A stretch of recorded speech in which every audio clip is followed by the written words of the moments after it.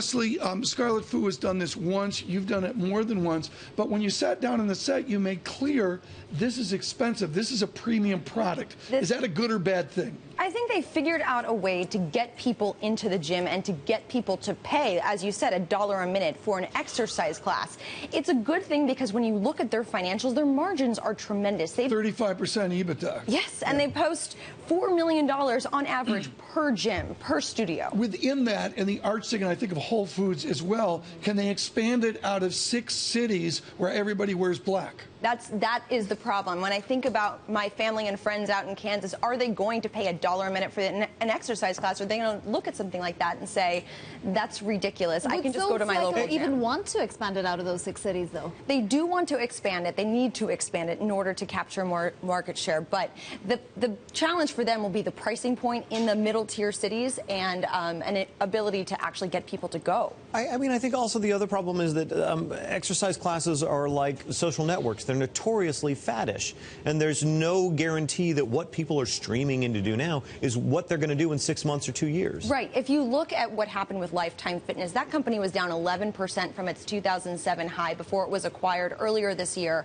And you look at companies like the parent company for New York Sports Club, same thing, that company is down tremendously in the stock market because there's so much competition. We go to surveillance exercise advisor Louis Alexander of Nomura Economics. Lou, remember Pilates? Did the Alexander house have a Pilates machine walk into the house? No. I enjoyed that. No, we never did that. We did step for a while, but now we actually cycle on the road, believe it or not. And I spin only when the weather's bad, but I do it at the gym. Remember, you don't remember this. I remember when Nautilus was new and was like cosmic and elliptical and perfect. I remember that. But that was a fad you talk about. I mean, the fact that it's an exclusive kind of product, isn't that what gives it its cachet? And will it lose that exclusivity once it goes public? Once it goes public and once it expands further, if you know these SoulCycle fanatics, they sign onto their computers at noon every Monday to book their favorite instructor, and if they don't sign on at noon, they will miss it. So there is that sense of high demand, little supply. Once they expand that supply, do you still get that exclusivity? Do you still feel like you're a part of something that...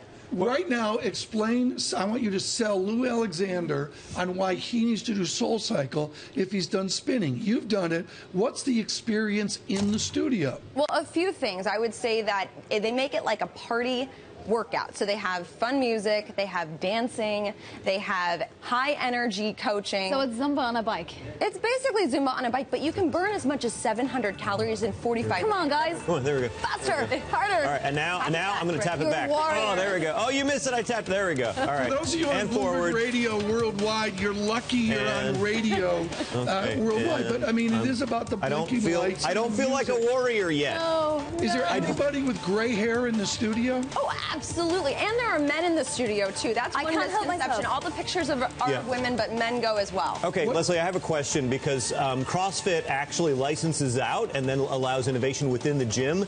Can SoulCycle continue to innovate if it owns all of its gyms?